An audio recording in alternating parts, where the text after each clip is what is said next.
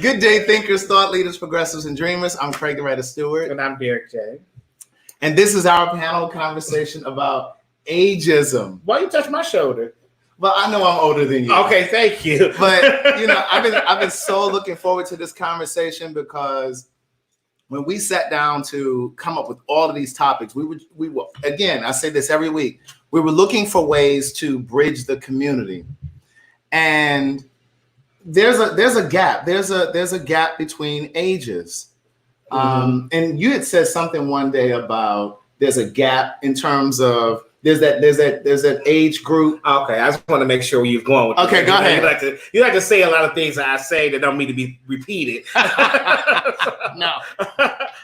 But yeah, I feel like in the Black gay community. And this doesn't mean that it doesn't happen in the white community or other communities, but we're specifically talking about we're talking about the Black LGBTQ and the rest of the letters. That's new. Plus. There we go. Mm-hmm. That I just feel like when you get over 32, mm-hmm. you're like ancient.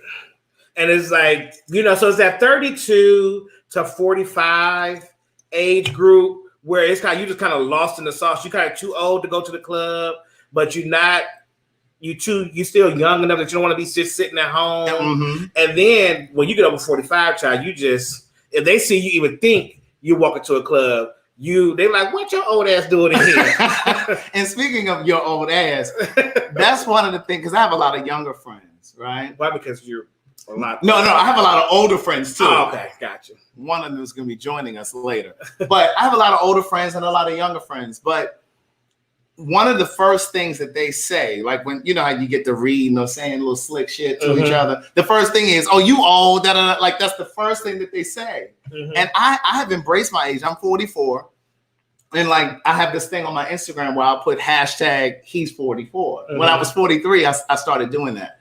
And for me, it wasn't really about me making this great statement to say, oh, I know I look great for my age. It was really about trying to remove the stigma from the community for people who feel some sort of way about being over 30. Even when you think about the dating apps or the hookup apps, mm-hmm. anything over 28, 29, people tend to lie about their age, or you'll see it on their... I just take mine off. Well, I'm not on those anymore, but anymore. Girl, you just got off. Don't try it now. but you just got a man child. Now she acting like she a damn relationship counselor. Yeah, y'all love that. But even in like the profiles, when you read some people's profiles, they'll say if you're over 28 or 29, don't hit me up. So I wanted to have this conversation because for me, it's almost like we wanted to have this conversation. Craig likes to make everything about him, but yes, no. It's okay, but go ahead, finish up. But we wanted to have this conversation. But the reason that I wanted to have this conversation is because from my perspective, and this is not to offend anybody, a lot of Black men, regardless of sexuality, because this is not just limited to LGBTQ, but also Black men, period, in general, suffer from what is called the Peter Pan syndrome. Mm-hmm. This fear of wanting to grow up, not wanting to grow up, and this fear of participating in behaviors that keep you youthful and keep you young. Mm-hmm. So I wanted to have this conversation because, again, when my young friends or whenever people call themselves trying to read, it's like, oh, you're old. And I'm like, well, girl, do you plan on dying at 27, 29? Like, do you plan on leaving the earth? Because if you plan on staying here, you're going to get to 44 too. Right. So with that being said, we put together an amazing panel of beautiful people. Absolutely. That want to have this conversation because once again, people from the outside looking in, people think that we in the LGBTQ not lifestyle. Yeah, don't. That's what I'm saying. Community. I got it. I was just okay. Go ahead. Yeah, Craig, give me a second. But they think that we live this fairy tale life. We don't have any of these type of issues. They think that we're just young, gay, and fabulous all our lives. And it's like we get older, and we go through those type of conversations, those feelings, those things, midlife crises, all those type of things. So we want to have these conversations with people today. Right. And I want to know from those of you that are in here that are going to join the conversation, have you ever had a fear of getting older? I've not had that fear, but I want to know if you guys have had that fear. And did you ever in your life covet your age? Because what I've noticed is a lot of gay men protect their age, or very more secretive about their age than women. You know, that's something that women typically do, stereotypically. But gay men, in my experience, they don't want you to know their age, and they'll protect their age at all costs. And and I'm surprised, we were surprised to get a big response back from lesbian women. I didn't know that was even a problem. I didn't know that was a problem for them. And this is why we have these conversations, because we're learning about the lesbian community, the trans community, because we got some trans people that responded to this, some gay men, some lesbians, non-binary. This was one of our biggest responses that we got. Yeah. So thank you guys for emailing. So as you guys see, I'm here with Craig today. We're not gonna let Craig do this on his own. If you was here 2 weeks ago, Craig was a hot mess, and I couldn't produce him from afar. So, but this is why, for those of you that are participating in the panel, this is why I pulled him together when I came through the door. But that's how we'll see. So, bam. Okay, so where we want to start at? Do you want to go down the line? Yeah, let's just go down the line. Okay, so we are going to pop up Tracy Lynn. Bam, there we go. Hey, Tracy. Hey, Tracy. How are you? I'm beautiful. I'm great. How are you? So, thank you for even, because like I said, we didn't even know that this was an issue in y'all community. For me, I don't have an issue. I've never hit my age. I'm very proud. I love it when I'm around a certain group of people at a certain age and they're talking about old people. Then I check them. So I embrace my age. As a matter of fact, can we ask what your age is? This coming Sunday, July the 19th, I will be the double nickels. Oh, happy 55th. Happy birthday. Thank you. And so I've traveled around the world and I've met so many people. And again, like I said, I don't walk around telling my age, but sometimes the age comes up. And I will agree with you guys, both the men and the women, younger. When they reach the age of 35, they're old, especially if they work in certain industries. I got to change my career. And I'm listening to this. I just went back to graduate school and graduated with a master's degree just 4 years ago. And so for me, I embrace growing older, getting wiser. So I'm on this panel. I'm going to be the one I'm all for getting older, and I welcome it. Okay. Now, you're all for getting older. Now, in your community, like I know, I go to speak from a gay man perspective, but we just know that it is a very harsh thing on us for getting older. So, do you guys get age shamed, and or do you feel like when you get in certain spaces, they look at you crazy, like, well, what is she doing here? Or do you have those type of situations for you? At first, I've entered rooms where people would get the looks, but then, and then again, I don't. Like, I'm a house set. I'm from Newark, New Jersey. I love dancing. So from my age group, my childhood friends, all of us, we still out there dancing when we can. So it's a little different. Like I said, I'm from New Jersey. I'm from Newark, New Jersey, Brick City. So, but I know when I've gone over to the West Coast, California, there's a whole different idea. So people do, and matter of fact, the younger people are very aggressive today because they say, "Oh, I like older people," But I'm like, girl, I'm your mama's age. You know what I mean? So for me, I think the younger generation, they're a little bit. Some of them, they're very, they embrace it, then they don't, but they're very aggressive as well. They definitely like those of us that are seasoned. Yeah. Now, speaking of dating, so now where are you in a relationship? I am very single. Okay, and then do you date younger, older, same age? I have dated younger and I have dated older. So for me, in my time right now, I'm just looking for someone that's mature, mentally, spiritually, healthy, and have a zest for life. But there is I won't date too much younger, than me. I won't, but I have friends who are in relationships and they're like 20 years apart. in age difference. Oh, wow. So for me, one thing about me, I'm attracted to intelligence, and that's what I meet, intelligent women, so. Now, where are you at? You're in Jersey. I'm in New Jersey, yes. You're in New Jersey. Okay. I'm from Newark, New Jersey, yes. All right. Well, thank you, Tracy, for that, girl. You got me feeling good to become 55, child. Rob Craig, old ass, and he be making me feel like I don't want to get old. But talking to you.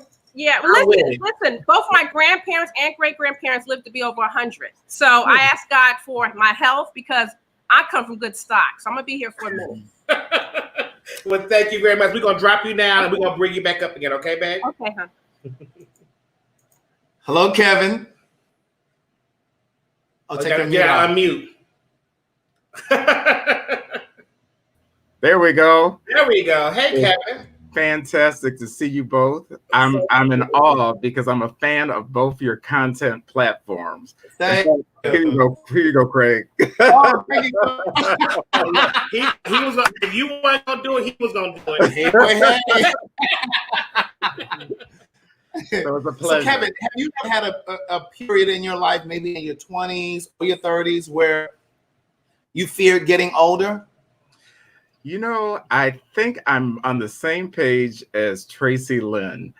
I have always embraced my age, and I looked at my aging process as the educational process for my life because, my 20s, I was wild. My 30s, I was settled. 40s, I was focused. And now in my 50s, and I'm here to tell you, life gets better at 50. It's exciting. I mean, because you really know yourself. And I think that's the blessing. And one of the things that I've said for a long time is like your 20s, you're living outside of yourself. You're reaching and grabbing and trying to make things happen, trying to pull things to you, whether it's career, education. Your 30s are about getting things on track, and your 40s really are about things really starting to manifest. Absolutely. And I guess if I had to say anything about the aging process, it's in the Black community, Black gay community, I want to be careful because it's not the Black community in general, because aging is a sense of being revered. Because I noticed of late, I seem to attract a lot of 30-something-year-olds. And of course, some of them are looking for the daddy, but many of them I'm finding in this millennial generation, there's so many that are so smart and they're innovative and they like to bounce their ideas off of someone who equally has had professional experience, education, down the list. And so it's a great engagement. Now, would I date a 30-year-old? Probably not. But it's fun to have that type of engagement. Right. Now how old are you, Kevin? I just turned 59. Oh wow. You well into your 50s. You about to be 60. Oh, Derek. Hey, look. Now the man said he just turned 59. And you actually turned 60. But you know what? Age to me is just a number because I look at myself in the mirror. Yeah, I got a little salt and pepper in the beard, which I love, but it's all good because A, I'm here. B, I'm very focused on who I am. And I think once you reach that self-awareness, you generally attract those who are like-minded. And so it's never been an issue to me. I think I have those moments which you all can relate to with people who are your peers. I got friends of mine who are my age trying to run around with 20-year-olds. And to me, that looks as silly as, as you can imagine, because they have that issue with their age. And, it's just foolishness to me. Just embrace yourself, be yourself, and everything is all good. And just as an FYI, I have my phone here, but these are my notes. So I'm not text message because we got some feedback one time before, so I was trying to let me have it, thinking I was reading messages. So my question for you, Kevin, is that so what I have learned. Well, I'm 38, and so in that realm in your 30s, it's really hard finding your place It's fine. Like, were you still finding where you were at? Like, when did you know who Kevin was? Like, at what age you was like, you know what, I can stand in who I am, and this is where I'm gonna be, and I'm fine with being that person. That's an excellent question, because I would probably say, for me, it was at 35. Actually, 35 was the age where I had gone through college and graduate school, was in my profession. And I was secure, and I had a path of where I wanted to go. And so, 35 was it for me. And everything was smooth until I think I reached 45, 48, that zone. Then I felt trapped into the perception of others, because I was with my peers who were aging as well and had a hard time with it. And so I thought, well, what's going on here? And at the time, I was living in Los Angeles, which we know everything out in LA is as fake as you can. So, it was so many of those factors. And then when I moved back home to the Midwest, because I'm currently in Michigan, which is where I was born and raised. Well, what part of Michigan? I live in Lansing. I'm from Toledo, Ohio, so I'm a Midwest boy too. Fantastic, fantastic. But we share the same values. Yes. And so, it's just been it's just never have been a issue for me, because again, I think I was blessed with a family support system that, when I came out, and I came out actually to my family when I was 30. And so, that was a major experience. And, I didn't know which way it was going to go, but it went to my favor, because my family looked at who I was and not what I was, and loved me ever since. And so I think with that foundation, I didn't have insecurities about, my age, my looks, or anything like that, because, that's your problem, not mine.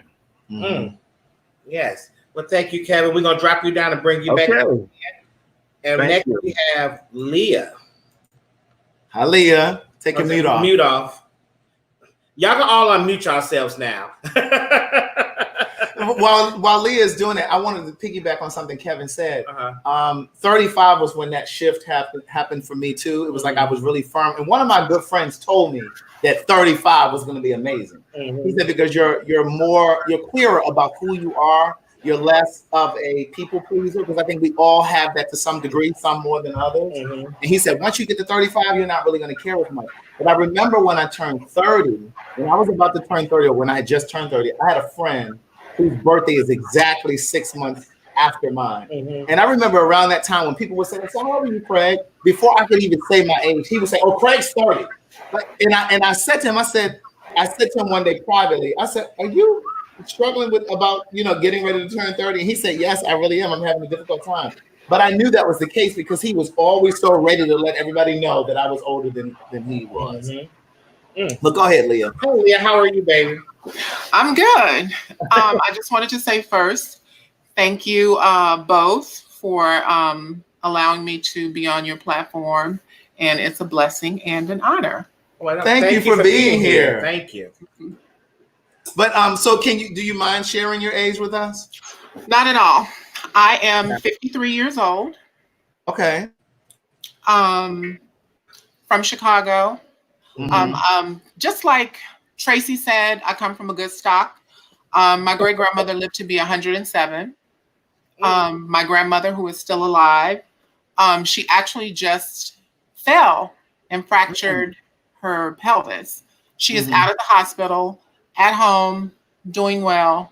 My mom is here, who is 80, is taking care of her. She's about to go back to Texas. Wait, your mom is 80 years old, taking care of your grandmother? Who is 100. Wow. Yeah. Oh, yeah, you come from some good stock, honey. Yeah. That's crazy. Yeah. So talk to us about your aging process. How was that for you? And have you ever been age shamed? Oh, definitely. Well, one of the major things for me as a Black trans woman is that I never thought about the aging process, because for me, I never expected to live to see this age. Because let me just drop a little fact in here, because most trans women die. We are in an epic. The average age for a Black trans woman is 28 to 30 years old. 28 to 30. Wow. Okay. I didn't know So with me, in my process of growing up and experiencing life, I never had an older trans woman to look up to. Mm-hmm. You know, I didn't see those examples of Black trans women in the workplace. You know, on occasion, you would see one of the girls behind the makeup counter, and that's where, you know, most of my career was spent as a makeup artist, you know, behind the makeup counters in the major department stores. But,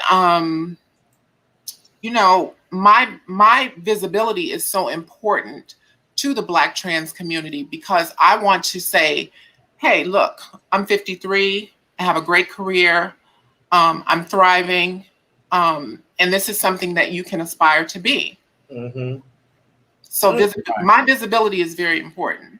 No, yes, it is. So your situation is so layered. You know, it's something. I gotta come back and talk to you on my own. No, I was just sitting here thinking. I don't know if you're aware, but we did a panel with trans men and trans women, and I was just sitting here thinking, like, God, I wish you could have been on that panel. Yeah, but it's you have so many layers to this conversation because not only are you were aging, you're aging, but you're aging as a trans woman. So it's so many just layers to that I don't even know where to start. Well, because, you know, here's for me, and maybe you have the answer for this.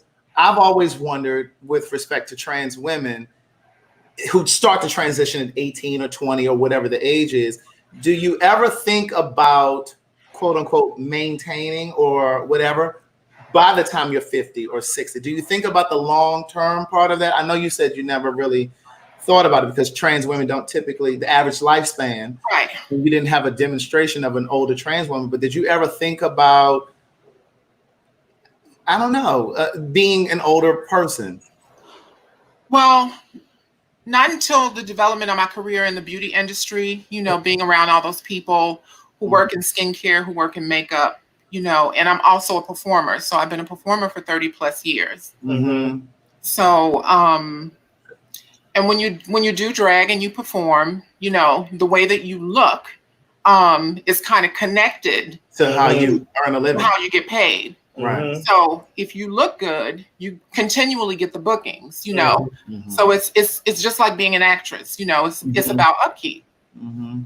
Because even in that aspect, when you think about like drag performances and things like that, it typically it does cater to younger girls. And because I can't really think, well, I guess there are older performers, but like to your point, like once you start to age, like can you really be doing all that flipping? And you know how a lot of them get, because that's really where the money comes in, when the girls can do the splits and they can do the flips, and you know, unless you're one of those ones that's just really revered.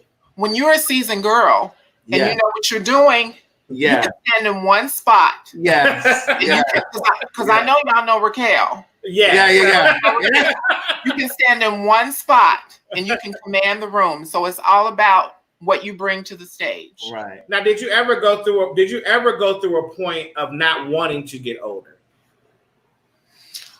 I would probably say in my 20s, I did, because a lot of my existence is heavily based in layers of trauma, you know, from my childhood and, you know, being sexually assaulted and some other stuff, you know. So, yeah, there was a time, but I mean, you know, when you grow older, each day for me is a new journey of self-discovery. You know, it's beautiful to learn something every day, whether it's something very small or a life lesson. It's beautiful to learn. So how did you get over that obstacle of fretting getting older? Like, because I know you're saying you can appreciate and you have gratitude now, but how did you get to the point where you could see the blessings in the small things and getting older and the wisdom that comes? Like, how did you get to that? I kind of draw that from, you know, from the maternal figures in my family. You know, seeing my mom and my grandmother, you know, my great grandmother lived on her own until she didn't go to the hospital until she was 99. For the very first time in her life, she didn't go to the hospital until she was 99. So those types of examples let me know, you know, that's the kind of woman that I'm going to be. Mm-hmm. When I started my transition when I was 17. Wow. Yeah. Oh, Leah, we definitely coming back to you, girl. I gotta wrap my mind around a lot of things so I can have because I have to talk things. I have to get my words right. Yeah. but Leah, thank you so much. We'll be right back with you, okay, darling? Okay. All right, Cherokee. So listen, honey, when I popped in, I said, y'all got the full setup, girl. They got this little razzle dazzle. Girl, they like, what's up? We here. I'm just at home. Trying to put our background to shame. How are you doing? We're doing real good. How are y'all? Pretty good. Pretty good. How old are y'all? Because y'all look younger. I'm 39. I'll be 40 August 7th. Okay, and then I can't ask how old you are. I'm 35. I'm 35 and 39. So is Cherokee, are you the one in the tank? The tank top? Yes. Okay. So do you kind of have issues with sharing your age? See, the thing is, one, I was bamboozled. I didn't know this was going to be an ageism topic. Thank you, brother. So I personally don't think I have a problem. But I think you kind of do. They took a drink on that, so they already know what it is. Yeah, that was a pregnant pause when I asked you your age. No, it's just that as one of the panelists already said, I don't really see age, so like I don't feel the need to display my age or say my age. I'm just like, I'm out here living. So, but when you were actually like talking about the Peter Pan syndrome, I was like, oh shit, that might be me. Yeah. So yeah. So I was talking with you, Cherokee. At 35, I'm closer to your age than Craig is, so I can remember. I'm closer to you guys. I can remember back then. I remember 35. Do you feel displaced? Meaning, like when you want to, like, I still like to go to the club, but when you get to the club, you're like, why am I here? You're like, like I'm not supposed to be with you. Yeah.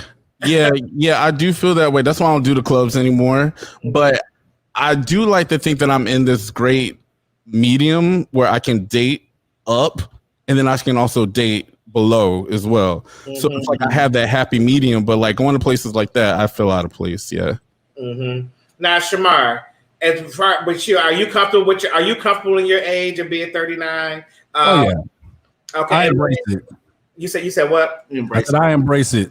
Okay. Now do you have that in this place? I just feel like that middle age. Mm-hmm. It's like that age of 30, 34 to 45. It's just like we have no space really. It's like you're too old to go to the club, but if you're really too where y'all from? Charlotte, North Carolina. So have y'all been to Atlanta? So y'all know. Oh yeah, always. So, like you're kind of too old to be at the club, but you're also too young to go to mix and listen to house music, you know. So it's like you're not. So you don't have no real place to really kind of be at. So like, what do you do in life? You stay your ass home. Who wants to do that? Exactly. Who do that? But no, I think that when you're in that middle ground, which is what I'll call it, I think that's when you do more traveling with your friends with means. Because when you're in your 20s, you don't typically have the money to do stuff like that. Yeah, when you're in your 30s, you got friends that ain't got no money to do that. Period. but then I think you also do like dinner gatherings and gatherings with people at the house, and it's not to say that you can't go to the club. Because I just grew out of the club when I was approaching 30. I was getting to that point where I really didn't want to go to the club as much anymore. Doesn't mean that I didn't still go from time to time, but it just wasn't my thing anymore. But for me, I noticed when I was going to the club, and even like now, going back to the whole Peter Pan syndrome, it really kind of fascinates me when guys that are like well into their 40s or 50s, and they're at the club and they're trying to dress like they're 19 and 20. Well, yeah. Like with the throwback jerseys and the real colorful fancy sneakers and the pants hanging down, and you're like, what's going on? You really don't think these kids think you're their age. You don't think you're fooling anybody. So for me, it's just I just sometimes feel like for us, with respect to Black gay men, sometimes it's almost like we get stuck in a cycle and we don't evolve fully through certain areas in the community, whether it's the club scene, the ball scene, the sex party scene for those. But yeah, I just feel like there are spaces that some get locked away in, and they don't fully evolve through that. So Shamar, so you said that you're comfortable in your age. So when did you find that comfortableness? Yeah. So answering that question that y'all originally posed of were you ever scared to age or get older? So I would say probably in my early 20s. The first question I asked was, well, when I get old, who gonna wipe my ass? Being gay, don't have no kids. That was what the fear was. It wasn't, going through the journey of life. It was who gonna look after me, But I think as we continue to progress, you have legalized marriage now. You have opportunities or alternatives for having children, surrogacy, adoption, what have you. I'm like, okay, I'm okay. Somebody gonna look after me. I take good care of my nephews too, so hopefully one of them will look out for me one day. Right. And to that point, Shamar, that's one of the reasons why I've always struggled with why, as Black gay men, we don't prioritize relationships more than what it feels like we do. To me, because who gonna be there for you when you get older? you know what I'm saying? So I made, for me, my retirement plan, you guys, is that I'm buying a farm, and I'm just gonna have we're gonna like friends, because we all could probably be single. No, I'm not claiming that. You probably will be. We're just gonna live together, and then as your ass, and we'll take care of each other. As your ass die off, we just move somebody else in. That sounds like a sad place to be. I don't want to go. I'm not even coming to visit down there. I'll be there, Derek. You get Cherokee. You understand that? Yeah, I got it. We're gonna all be old fly people, honey. Well, and as we get younger, as we get older, write Cherokee's name down. Put him on the list. I can tell you, it's gonna be a fun retirement home. And as I said, we're just gonna take care of each other. The Golden Girls. Take care of each other more. We just movie right along. Okay. So are you scared of getting older, Cherokee? No, I mean, I believe I'm aging gracefully. I think my hang up is that I think that when it comes with age, there's expectations. There's things that I think our society push on her, like on us, like you got to have this at this age, this at this age. So that's why I'm like, well, you don't need to know my age because I'm just living life. And I think that is part of the reason why people covet their age, because they feel like we start to grade ourselves in comparison to other people and feel like, well, if I don't have this degree or that degree or this amount of money or this home or this car, I don't really want to acknowledge my age because I haven't really acquired all of the things that I think that society says I should have at this point. Well, go ahead. Real quick, I just want to add this is my little brother, and he said I bamboozled him. But the reason why is because he was dating his boyfriend. What are you? Yeah, he mad now. Go on and tell us, Cherokee. Spill the tea. Now I'm going to exaggerate and say it was probably 2 years, but it probably was like a year. And I'm the one that had to tell him how old he was. You were dating somebody for a whole year? They know your age? What are we doing? So let me rewind. So going back to what I originally asked you was, you do have an issue with telling your age. Come on. No, it's just that if you ask, like, if you're like, Cherokee, aren't you 30? And I'm like, yeah. Well, I'm 30 plus, but yeah. Okay, wait. So how old was the boy? Not being real though. The man. Oh, the man. Oh, excuse me. Come on, somebody, correct me. 28. The boy. Okay. Oh, the man. Man. If he's old enough to sit at the table, he's old enough to eat. So he's a man. No, sweet. It's a lot of boys acting like men. So, well, but and that's not limited to age because I know. Thank you. That's any Oh, no. age. 40, Well, that's why. 50-year-old boys. But that's why I treated a date older because I tried to date older and they was full of shit. So I was like, I might as well date me something young and fine, honey, with a nice body. They can be full of shit. To date some old ass man full of shit. All of them are full of shit. We about to drop y'all down. We're gonna bring y'all back up, okay? Thank you, guys. I can't wait to get to some of these young folk down here on this bottom row.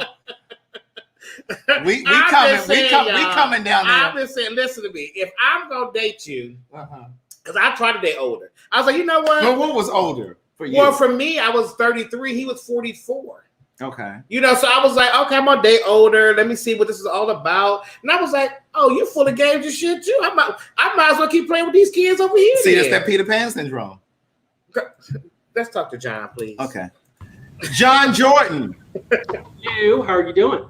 Hit your Oh, there we go. There we go. I'm good. Okay. Good. How are you? I am doing great, and I turned 50 in May, so Happy birthday. thank you very much. Go ahead. So have you experienced like ageism or where you felt like people judge you based on your age or you were excluded from things?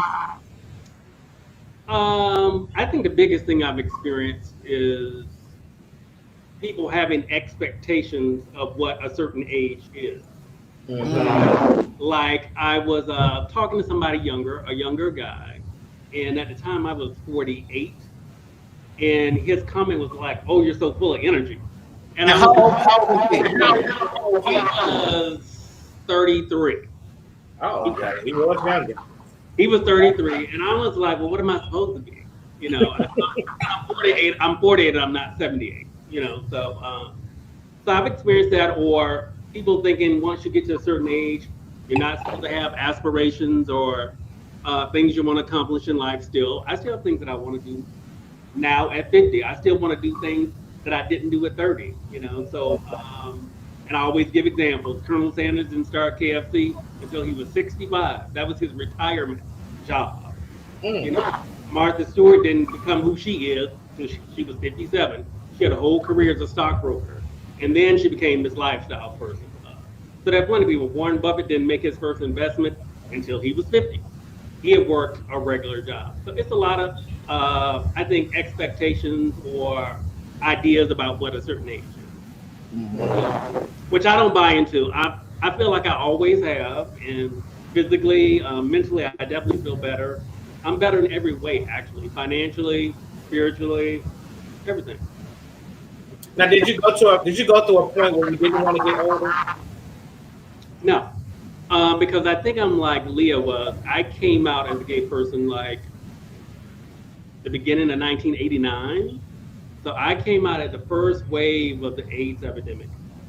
At 18, I did not think I would live past 30. So every year for me past 30 has been great. Because I mean, that was my expectation at 18 years old. I didn't think I would live past 30 years old. Because when I came out, AIDS was a death sentence. People usually lived a year or two. They were dead. And I just thought at that time, that was my fate, you know? And so no, I've never feared getting older. And definitely now at 50, I do not fear getting older. Well, thank you, John. We're going to bring you back up and do a roundabout in a second. Okay. Thank you. Ty. Hey. Oh, you missed me. How are you? I'm good. How are y'all? We are well, thank you. Now, how old are you, Ty? I am 34. Why I will be 35. I want to know why you looked over to the side before you answered that.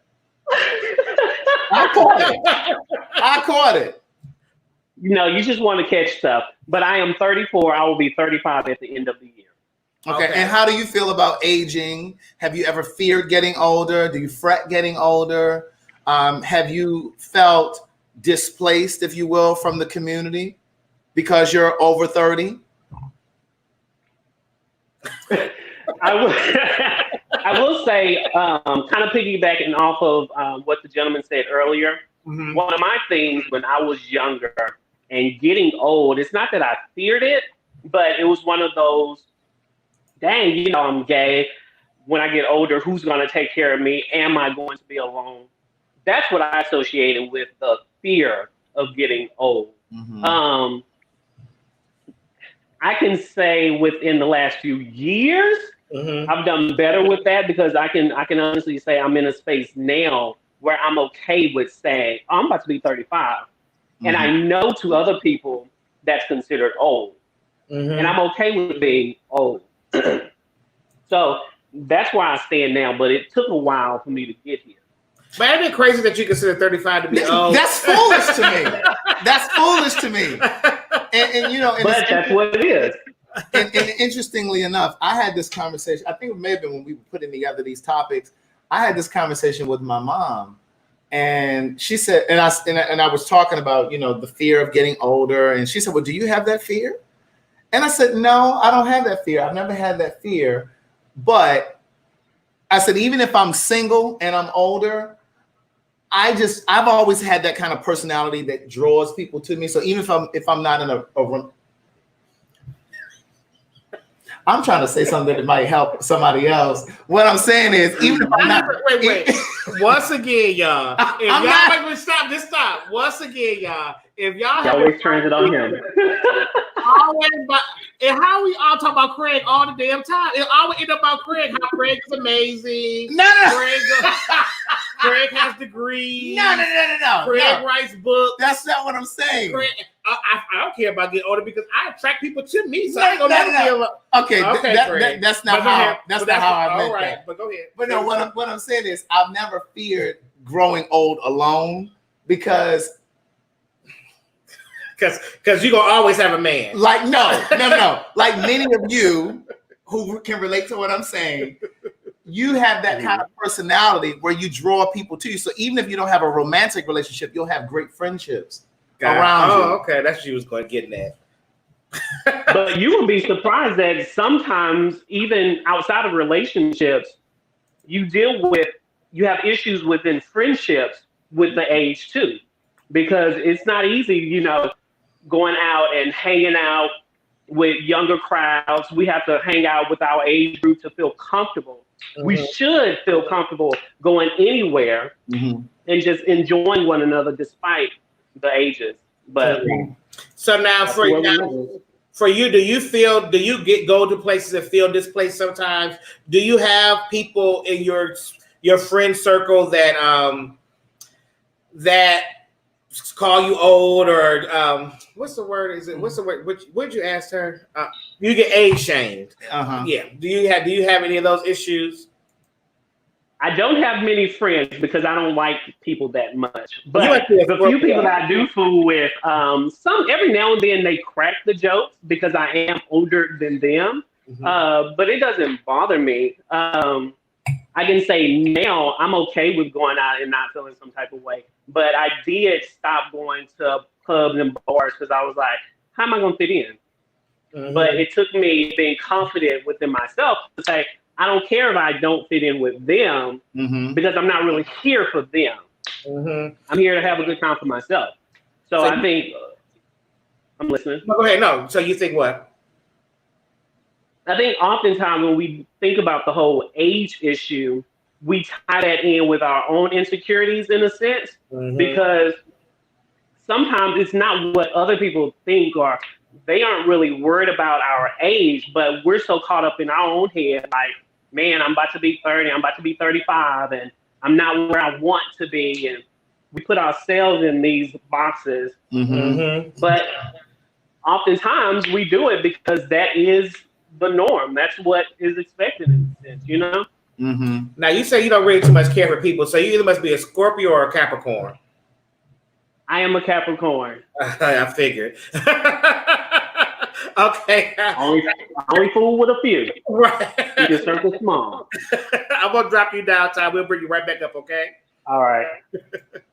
Craig, so we got 2 more people left. Yes. Now I want to challenge you to not make either one of their conversations about you. Well, they're younger than me, so I'm sure I've lived through something. I know, but can you just try? I'll do my best. Please. Okay. Hey, Kyle. Hey, y'all. Hey, Kyle. How are you? Oh, here we go. I'm doing well. How are you? How are you? Good. Now you look real young, kind of. How old are you? 25. 26. I can come to them ages. Well, because you like them young. That's why. See, now let me clarify that. The people always say, especially the people that watch my lives, they always say that I like guys that are young. That's not true. They gravitate to me. But what happens is when you collect them. When I was 26, no, I don't. When I was 26, I dated older. Like I dated guys that were like 9, 10, 11 years older than me. But again, now that I'm the older guy, it's almost like the guys that are my age. Then I asked him not to make this about him. But you open that up. I didn't open it up, but anyway. But go ahead, Kyle. So 26. So now you are considered still the prime of your gay life. So how do you fit into this conversation, Kyle? So my experience with my relationships, as they relate to kind of platonic friendships, but also romantic relationships, I've always been around people that were older.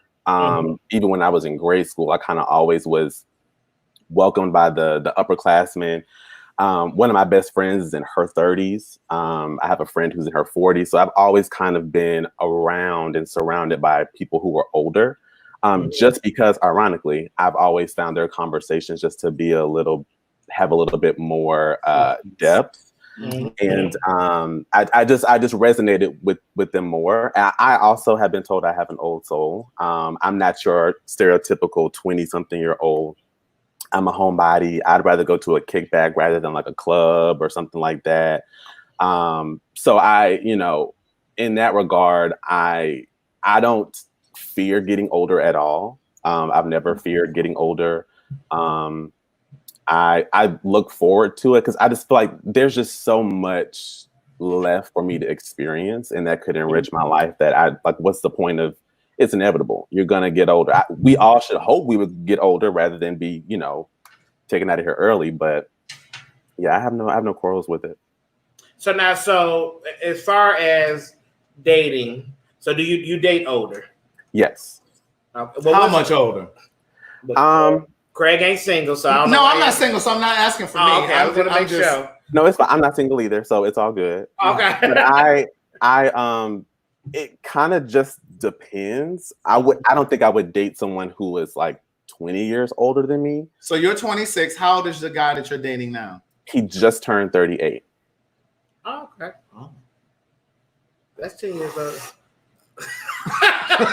Let's see. So now, do you find? So how is that for you? Do you find that y'all have things in common? Do y'all have a good conversational relationship? Do you have daddy issues or anything? I dealt with them in counseling, so now I don't. Okay. That was a good question. Girl, we need to have a therapist here to be asking questions like that. Well, no, that's a good question. He went to therapy, so he knows. I mean, it was a good question, but neither one of us are certified. And ironically, with the daddy issues, it actually had nothing to do with my romantic relationships. It had more to do with my friendships and how I do friendship. I'm very invested, very present, very involved, and everyone wasn't that way. And after going through counseling, I realized that I kind of had this expectation that people would at some point leave. And so I kind of was just waiting for that to happen. And when I'm very open, and I feel like I give people that disclaimer, like if there's ever an issue, you can talk to me. I'm open book, but people just kind of like to phase themselves out of your life for whatever reason. And I found that to be difficult to understand, and having gone to counseling and all that stuff, I realized that it had to do with dad stuff. But so you're saying you had some sort of like abandonment issue because you had a fear that people would leave? Yes. And not just leave, but leave without an explanation. Conversation. Yeah. Mm-hmm. Okay. So we're gonna, but thank you for giving that little insight. We want to have somebody that's 26. We didn't know where you're gonna fall in this conversation because a lot of people like we was going through in this moment. You fit into the categories of youthfulness and being in your prime, and in your space. But you gave us some good insight on that, and I appreciate you for being here. I do have one more question for you. So, since you typically date older, have you ever felt ageism in the reverse way, where older guys are like, oh, you're too young, like, you know, I can't relate to you, or your mentality is going to be too young. And because I'll be honest with you, there's a point where I didn't want to date too young, because there are things that I think that enrich your life as a young gay person, like when you're in your 20s. Like, you should be going to the clubs, you should be going to your gay pride events and doing all of those things that we got the chance to do. But at 44, I'm not interested in someone that wants to still do all of that kind of stuff. Not because I would ever tell you, no, you can't do that, because I don't think that love is ownership or control. I think love is freedom with clear boundaries for the relationship. But I just think that you know, being able to do all of that is kind of like a rites of passage. And so I would prefer to be with someone who either doesn't want to do those things, or they've evolved past that already. So have you had that kind of reverse kind of thing where older guys have felt like you're too young, or you're not established, or whatever? Yeah, I've had when I was dating, I did have a few experiences where either conversations would kind of end at, well, how old are you? And, well, I don't know how this is going to work, and things of that nature. But ultimately, I think at the end of the day, I think it does come down to who you are as a person at your core. Like, what are your values? What do you see for yourself in the future, regardless of where you are in the future or the state of your life? You know, what are the things that you want to work towards, goals that you have, you know, your passions and all of that kind of stuff. I think that has a lot more stock in how enriching a relationship between two people can be, rather than just the age. Because, as you know, a few people have said who've spoken before me, I think also, Derek, you mentioned this, you were like, there are a lot of boys trying to act like men, but also men who are acting like boys. So it kind of, it really is down to the individual, because sometimes you'll meet somebody who's in their 40s or 50s or what have you, trying to, you know, fulfill some kind of unfulfilled, you know, moment in their life where they're acting either my age or younger. And, you know, the reason I don't date my age is because I just don't find that I have as much in common. It's just the conversation is just different, and the energy and the vibe is just different. And so I think just older people, both friendships and romantic relationships, I just resonate more with that. Okay. Well, okay. Thank you, Kyle. We'll bring you back up for our roundup. In a second, we got one more person left. Let make sure to charge her. Do your thing, Craig. All right, Kyle, we're gonna drop you down, and we're gonna bring, is it Tiara? We're gonna bring Tiara in. Hi, Tiara. Hi, you actually said my name right, because usually people get that confused 30 different ways other than my name. Right. Well, thank you for being on here. You're welcome. And so what are some of your experiences with ageism? I do remember your email. I don't remember all of the details, but I do remember getting your email. I'm unique because I don't look like my age. So it's a little bit harder and difficult for me to date. I'm 34, but most people think that I'm about like 18, 19, and that, I'm still flourishing, and that I'm super young, and I'm still trying to find myself, and I'm doing this lesbian experience, you know, because everybody's experimenting nowadays, and it's, you know, it's harder for me to date because I feel like I don't fit with the older, and I don't fit with the younger, and tend to, what I attract is women that are looking for someone my age that brings stability to them. That's interesting, because when I think about that, and again, it's about vantage point. I often think about young boys. Somebody mentioned this earlier about daddy issues. Oftentimes, young boys go after older guys that are more established and can take care of them, because sometimes these young guys are still in college, or they're still living with their parents, but they have this older boyfriend who has money to go to dinner, who has money to travel, to pay a cell phone bill or whatever. And then in the reverse, we have a lot of older guys who date younger guys because they can have that control, if you will. They can kind of wear the pants in the relationship. They can kind of be the dominant one. And sometimes it's an ego thing because they feel like they still got it, by dating a younger guy. So it's interesting to hear your perspective on that. It's the same thing, well, being masculine and being a stud. Usually most studs have a control issue with being with a woman. So they usually want the woman to stay at home and they are the financier, and they are the person that pays the bills. And if she has children, they take care of the kid, because 9 times out of 10, she has someone that is not co-parenting her with her the best way. So usually I've dated, now when I was 22, I was dating somebody that was 35. So, and her oldest child was 18. And as we started progressing in our relationship, and I was going to marry her, and this is one of those midlife crises when you're young things. You think you're so quick and you're ready for the marriage and the being in a relationship, though. But then when you realize and you look back at it, at 22 to her 35, I wasn't mature enough for that. She had 3 kids. She was a ready family. It was a whole 9 yards. So I've dated, and then my last relationship, she was 28. She wanted to go out and have fun and party. I'm an old head. I act like an old man. I like to just go to the, cigar bar and chill, smoke my cigars, hang out, relax, talk to the older guys that are married and disgruntled and don't want to be around their wives, and just, learn that way. And talking to older people, I'm not into the club and the gay scene and all that. I never have. It's just, it's not for me. So do you feel displaced, and not really knowing where you belong at, and what space you really kind of belong in? Sometimes I do, and then sometimes I don't, because at the same time, I'm secure in who I am. So regardless of whether I am in a relationship or not in a relationship, I'm cool. If I had an aunt that lived till she was 93, she never was married, she never had children, anything. I'm okay with dying alone, but I'm at peace. And that's the main thing. You know what? That's so. That hit me real. You heard me go. I was like, that hit me a little bit. But that is a reality that some may have to come to terms with. But as you know, it's just hard hearing it come out people's mouths sometimes. It's like, oh shit, I might have to die alone. Jesus. Okay. And I think that's because, y'all have the same dynamic, relationships, especially with lesbians. It might last a week, 30 days, 2 weeks. Everybody takes it so fast. 1 minute you meeting them at the club, next minute they done moved in, and you're in this full relationship.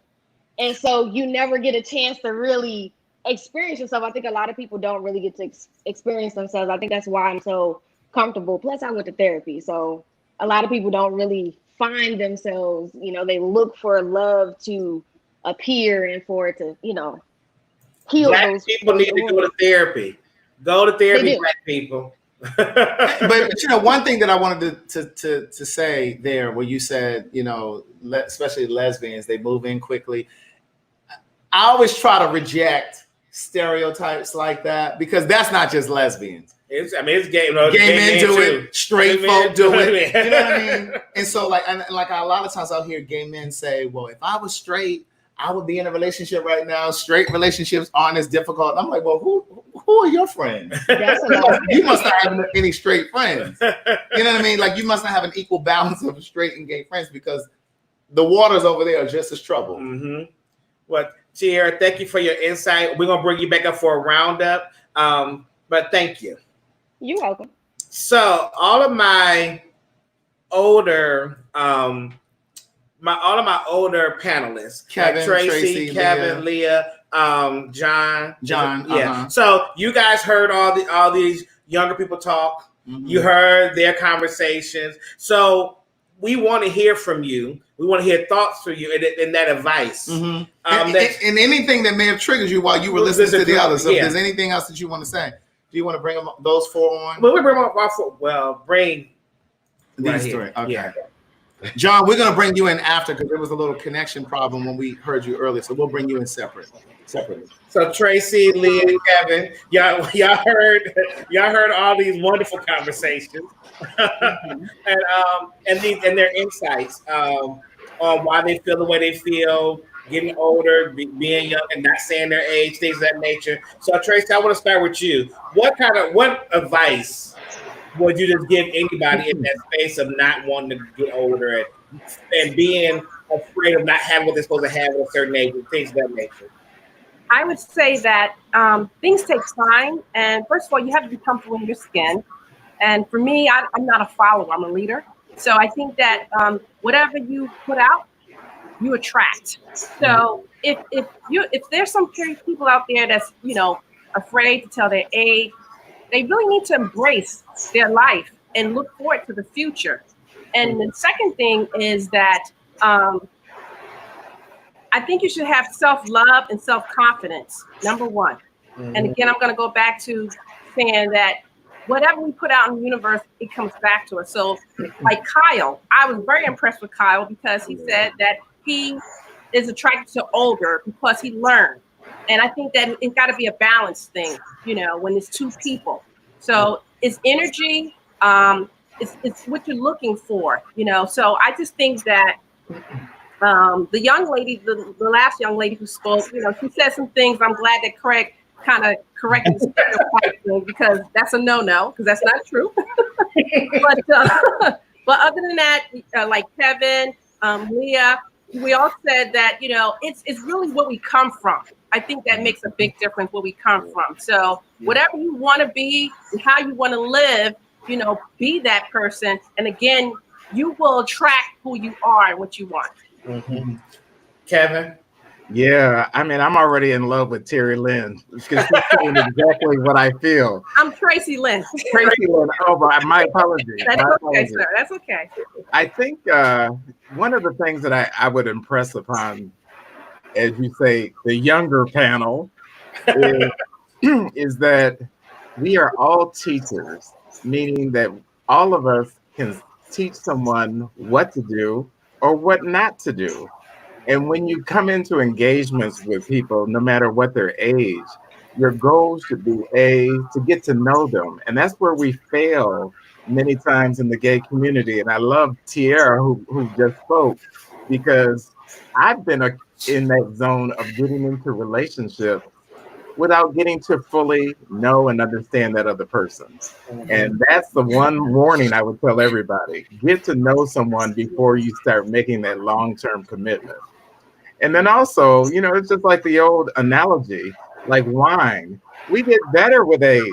Yeah. I mean, at my age of 59, I have experienced all the changes that we've all seen on the books, from technology-related changes in government, gone through the AIDS crisis, and now we're going through the Black Lives Movement period. And so, we all have value, we all have worth.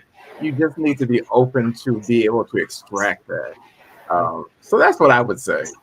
Thank you, Kevin. Leah? Well, I can say that, it's important to tell the younger folk that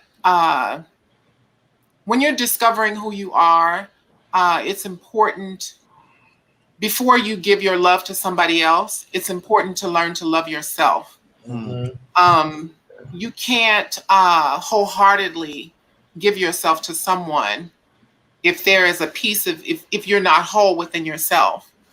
I embrace my age. I look forward to getting older, whether it's with someone else or by myself. I know that I'm going to have a fabulous time, as I have on this journey through self-discovery. And the irony of this conversation is that we are now in the age of entanglement. That we are in this age of entanglement, and you would really be surprised at how many young guys. I'm only attracted to older men, because that's just me. That's just what I prefer, But I get a lot of younger guys who try to come at me, but it's not my thing, and it never has been. But it's important to just have a strong connection with your creator. Learn to love yourself before you give yourself to somebody else. Now, all you guys have the same thought process about loving yourself. Yeah. So I know, Kevin, you said at 35 you were true to yourself, but can I ask all of you guys, when did you, because learning how to love yourself is a whole nother different situation. And people say that, but they don't really tell you how. Yeah, or, what does that really mean? Or how long does it take? Or where does it come to? Because I think a lot of people beat themselves up. And I'm one of those people. I'm still at 38. I'm still going through the process of loving who I am as a person. But but you beat yourself up because it's like, I'm supposed to love myself at 20. I'm supposed to love myself at 30. Like, why am I going through a process of learning how to love myself when this should be something that innately is supposed to happen? You're supposed to love yourself. So my question for you three is, when would you say, if you put an age on it, where you can say that you can wholeheartedly say, you know what, I love the person that I am? So Tracy? For me, I would say when I was 30. Because I grew up in the church. My family, I didn't understand who I was. I always liked girls since I was a little girl, and all the little boys I liked when I was growing up, they were pretty boys and end up growing up to be gay. So for me, I would say when I turned 30, and matter of fact, just before 30, because I was dating someone older, and she said, you better tell your family who you are, because I'm not coming around acting like I'm your friend. And she was about 10 years older than me. So I thank her for that, because she helped me out myself to my family. Most of them knew anyway. But I also went to therapy, because I always want to do things perfectly. So I would say around 30 is when I knew, like, embrace myself, forget it. And then my dad, he was like, fuck what people think, be who you are. You know what I mean? So, but I never wanted to do anything to disrespect family, because that was very important to me. So I would say around 30 years old. Kevin, for you, if you could put an age on when you learn how to love yourself and say you wholeheartedly love who Kevin is, what would that age be around for you? Yeah, I can actually tell you emphatically, it was when I was 40. And at 40 is when I started traveling. And I remember going through the Caribbean.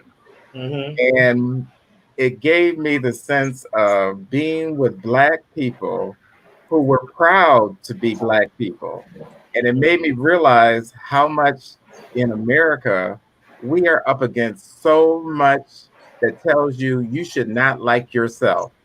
You should not like being a Black woman with natural hair. You should not be a Black man who can walk tall, be professional, and enter the executive suite.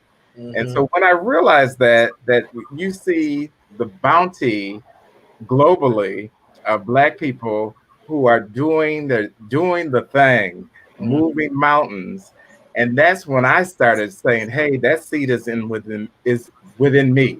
And so from that point forward, nothing in mainstream media has ever, tipped me, because it's not about me. I'm about me. And I don't let that dictate my style, my preference, the people who I'm around. Now, saying that, it sounds easy, but it was a process. And so again, if I had to give 20, 30-year-olds, even 40-year-olds advice, it's again to look within and realize that, particularly, and I'm just going to speak from the Black perspective, we are from people who survived. And so when you recognize that, you think about, why do we do the things that we're doing today? How can we be killing each other? How can we be going through this constant chastising within our own community, whether you're trans, whether you're a lesbian, whether you're an older gay man? All that is irrelevant. And so I think people need to start and stop and think. And I guess, and I'll close with this, is that this COVID experience in self-quarantine made me really evaluate my needs versus my wants, my strengths versus my weaknesses. And, the 4 months of being, locked up in my house, working from home, really had me thinking. And now I'm crystal clear. I'm crystal clear on the Black Lives Movement, of how the Black gay community needs to have a strong role in that. And we do. But it's ironic, because the Black community has always been the nemesis to many of us. because of the staunch religious, norms in our community. So I'm hoping we'll be able to bridge that gap. So I'm excited for where I think we're moving as a people and as a country, but we all have to get there, and we have to get there through self-evaluation and self-rejuvenation. So, it's an exciting time. Mm-hmm. and just to add to what you said, and then we're going to come to you, Leah. Okay. This whole idea of like self-love, I think most people confuse that with going to get your hair done or going to get your nails done. No. That's not loving yourself. That's pampering yourself. Mm-hmm. There's a distinction between those things. Absolutely. That's self-care. That's self-care. And I think loving yourself comes with something that Kevin said, is when you travel, if you can travel by yourself, and it doesn't even have to be that broad. Something as simple as going to the movies alone. Like you have to discover what you going to eat by yourself. There are a lot of people that can't go to the movies or go to eat by themselves. And I don't mean go to eat to like a fast food place. I mean a sit down place with a cloth napkin, go to a hotel bar, sit at the bar, have a drink by yourself. Like that's how you get to know yourself and understand yourself. But go ahead, Lee. For you, if you go to an age of when you could say you wholeheartedly love who you were, what age would that be for you? I would probably have to say well into my 40s. I spent most of my 20s and my 30s being clinically depressed. I've attempted suicide before in my 20s. But it was not until, because I've lived all over the country, I've lived in all the major cities by myself. And discovered a lot about myself on the way. But I kind of mentioned this before in some of the comments in one of your other podcasts, that I kind of walked around in life wearing this coat of, I had on what I call this a coat of trauma. And I walked through life with this heavy coat on, and only until I saw the threads on the coat unraveling. Girl, you better speak with these metaphors. And I was able to see, the true me. But I see that now at 53 years old, I have an obligation to Black trans women to be visible. Yeah. It's very, very important now when Black trans women are being slaughtered at record numbers. It's important for me to say that I am alive and our lives matter. And so that you're here. Not until my 40s, that's when I started to really, really love myself.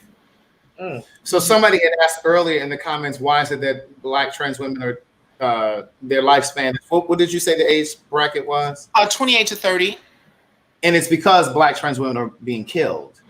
So hopefully that answers the question. I saw that question floating through there. But Tracy, Lynn, Leah, Kevin, thank you guys so much. And for me, this has been a great conversation for me because, like I said, I put a lot of pressure on myself. And, I've lived a lot of my 20s to my 30s on television with a whole nother pressure on me of not aging and figuring out and not having what I'm supposed to have and doing what I'm supposed to do and learning how to love yourself and still trying to work it through that process. So to hear it's like, hey, it's okay. Take your time. It's like, we all are going through that process. So I want to appreciate y'all from my heart. Thank you, because this conversation has helped me. Craig, I want to connect with you because I'm working on my memoir. Okay. And yes, please. Yeah. Please. You can email me through the same email. I'll get it. Okay. All right. Thank you. Thank you. Thank you. Really good. And to Leah's point, also, it's important for LGBTQ people, period, to be visible. And that's the only way that we can affect change. So when you are in the closet, because a lot of times Black gay men will say, well, why is it important to come out? It's important to come out because you need to be seen. The time is now. You need to be visible. Yes. Thank you, Leah. Thank you. Thank you. We'll bring John up. They were really good. Yes. There we go. Boom. John. Yeah. Can you? So same. So same question for you. When did you, if you put an age on it, when did you say you started to love yourself? I would definitely say everything came together for me at 40. It was just my life experience in my 20s and 30s, and it all kind of culminated at 40. And something happened, and I felt so solid and together. Like 39 turning 40 was it for me. And if you get some advice to our younger panelists, what would that be? As far as goals that you have, don't tie it to a certain age. As long as you have goals that you're working toward, you have your plan of how to achieve the goal. Don't tie it to achieving it at a certain age. I did that and fell to pieces when I turned 30 because I hadn't achieved all this stuff that I wanted to do by 30. I would say just always continuously work towards your goal, and it will happen when it will happen. If I could go back and talk to my younger self, I would say, please relax. It's all going to be okay. You're going to get where you're going, and it may not be in your timetable, but you will get there. So I would definitely say relax. Other thing, take care of your body and your mind, your health in general, while you are still a young person. I would say, for me, my own personal experience, how your body ages is kind of dictated of how you treat your body when you're younger. Yes. Like now at 50, I don't, have any major health issues. And I think that's because along the way, I did eat right most of the time. I still work out 3 days a week. And I go to therapy, when I need to love myself. And it's an ongoing process. I mean, loving yourself is not a destination to me. It's an ongoing process, a continuous process. So I would say those things I would say to younger people. Also for me, I am out and openly gay at 50, primarily now for younger Black gay men, to show that you can live your life and do everything you need to do, just like a heterosexual person can do. You can get to be middle-aged, elderly, and all of that. You're not limited because you're an out Black gay person. So those things have really helped me. And like I said, as far as aging, my life at 50 is the best it has ever been. It's the best it's ever been. Thank you so much, John, and thank you for being part of this conversation. Thank you, John. So bring all these whippersnappers up. We're bringing the youngins in. We're bringing all the youngins in. Any final words, young folks? Cherokee, are you okay? Do you feel at peace with your age? I'm getting a lot of wisdom. Thank you. Yes. So I want to ask you guys the same question because we hear where they came to it as far as loving yourself. So Ty, do you love yourself, or are you learning how you love yourself? And if you are at a point of loving yourself, when did that happen? I'm in the process of loving myself. Okay. I think based off all of the conversations, a lot tied into therapy. Mm-hmm. I started going to therapy about 3 years ago. And so around that 31, 32 age, I was really struggling. But I think therapy allowed me to get to know myself and heal. And so from that, I'm in the process of loving myself. Mm-hmm. Cherokee, what about you? Are you loving yourself, in the process of loving yourself, or where are you at in that space? Yeah, no, I absolutely love myself, and I would say in my late 20s is when I realized that, and I would my grandparents really helped me out with self-esteem and accepting who I am, because I was really struggling with being gay when I was younger. So my grandma's really loved up on me, and just God made no mistakes. So that really helped me out with my esteem, and I found it early in my 20s. Mm-hmm. Shamar, how about you? I think that when I hit 30, so I had a relationship that ended. I ended it at 30, and somebody told me that when you become 30 to 32, something in your brain just clicks, And for me, it was like 4 months after I hit 30, and it just shifted. I left that relationship. I did that whole self exploration. So I started focusing on my health. I was going to the movies by myself. I was going to dinner, and then I've been to 4 countries by myself in the past, 8 years. So I felt like I was doing a lot of self-love, healing myself and working on myself. And it took my brother to tell me that I needed to do a little bit more work. Him being the younger one, I'm thinking I know everything. He told me to do a little bit more in the sense of being visible, because representation is important. Now, I'm not a closeted person by any means, but there's just not anything that I really talk about when it comes to my sexuality. So the same thing with what our climate is right now, to be silent is to be on the side of the oppressor. So the same thing with the LGBT community. For me, never, opening up and sharing and actually saying the words, I'm gay, or I like, whatever, is me being on that side. So give that visibility, because you never know, it could be somebody out there watching right now that can appreciate this. Absolutely. Yes, thank you. But see, to your point, Shamar, that's where that self-reflection comes, when you're able to do things like travel by yourself. And you may not have the finances to be able to do that, but it doesn't have to be that broad. Again, it could be going to dinner by yourself, going to the movies by yourself, just being able to spend, because you'll find yourself with yourself. That's the only way you get to it. If you're always around other people, you never really spend enough time to really get to know you. That's right. Tiara, how about you? Are you loving yourself, in the process of loving yourself? How's that for you? I can say at 31, 32, the bell went off in my brain. And I got tired. I got tired of being broken. I got tired of going from relationship to relationship. I got tired of the monotony of life. And I had to sit back. I went to therapy. I started loving myself. I healed a lot of broken things within myself. And that's why I said I think I'm cool. I'm not stressed out about being in quarantine by myself. I've been working from home since March, and I actually enjoy being by myself. I'd rather be by myself than actually be with someone that I'm not happy with. And I think I've learned to be content with me. I can go to movies by myself. I can go eat by myself. I can go chill by myself. I can come home, and I know ain't nobody yelling at me or getting on my damn nerves.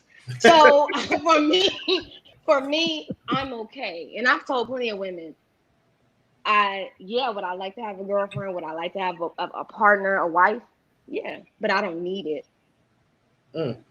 Kyle, how about you, the youngest one of the bunch? Are you?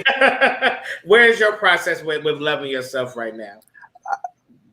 Right now, I have an appreciation for the value that I can add to different things. I was very much a people pleaser and just trying to fit in. I grew up as an only child, so it's interesting to hear the experiences and the backgrounds of other people who are having a hard time being to themselves, without, the external stimuli of other people and other personalities. It's like, well, who are you when all of the noise has kind of been quieted and you're just left with your thoughts and your emotions, and there's no distractions there. I've never had that problem. I have no problem entertaining myself. I don't need someone to be around. Of course, it's nice to have other people there just to compliment you and, your energy and the dialogue. But when it comes to loving myself, I don't think that's going to be, a destination. It's just kind of a marathon. And with each phase of life, depending on the experiences that you have, the traumas you may experience, that can definitely change your perspective about what you are and aren't willing to put up with, what you are and what you aren't looking for, the things that did and no longer resonate with you. So I think we're too complex of a race to just kind of be boiled down to, well, yeah, I have it all figured out. I'm good. This is it. I think there's just so much more to us than we're even aware of and that we've even tapped into. So I've learned to change my perspective and change how I perceive things, because you could easily become overwhelmed and full of anxiety, and when you're like, I have no idea who I am, and I'm this age, or I have no idea what I want to be, and I'm this age, because so much of our life is already planned out for us, whether it's by our parents, whether it's by society, whether it's by, you know, our friends or our own community, that, okay, you're going to go to school, then go to college, then you're going to get married and have kids and all that. Well, that's all fine and dandy if that's what you actually genuinely want to do. But until you actually explore who you are and what you actually enjoy, you're going to just find yourself in a monotonous kind of mundane and somewhat boring day-to-day life that you didn't even really sign up for and didn't know that you'd subscribe to, but you just wake up one day and you realize, what have I done with my life? Who am I? You know, and then before you know, as people say, it's too late. You know, you're kind of either at that age, whatever that age is, and you're kind of out of time, you know, and so there's only so much you can do. So the earlier that I can love myself and the faster that I can love myself, I think the more that I open myself up to being taught and cultured and experience things. So. Okay. I want to thank all you guys for being a part of this conversation. I appreciate you, Cherokee. Thank you. Even though you got bamboozled. I appreciate you being here. And thank you guys. And we appreciate you. Thank you. Thank you. And thank you guys for watching, everybody that's watching. So we'll bring them down. Oh, let me bring you on down. I produce you, sweetie. Act like you don't know how to work this. Bring everybody down. There we go. Now we're here. All right, so now we're here. Listen, we really appreciate you guys participating in these conversations again. Yeah. It really is about sending vibrations into the universe, and hopefully it will trigger conversations in your circles, in your friendships, in your family.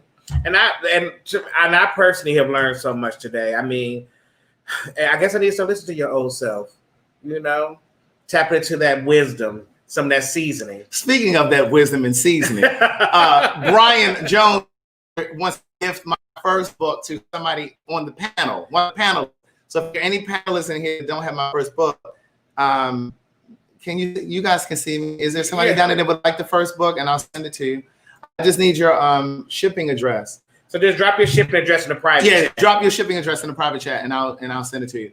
But thank you for that, Brian. But our next conversation. Which one? I don't know. You have over there. Oh, I'm ready. I know you're ready. I'm ready for this. What's the next? Y'all ready for this next conversation? I don't think y'all ready for this next conversation. What is it? This next conversation is going to be on July 29th. That's 2 weeks from today, and it is bottom shaming.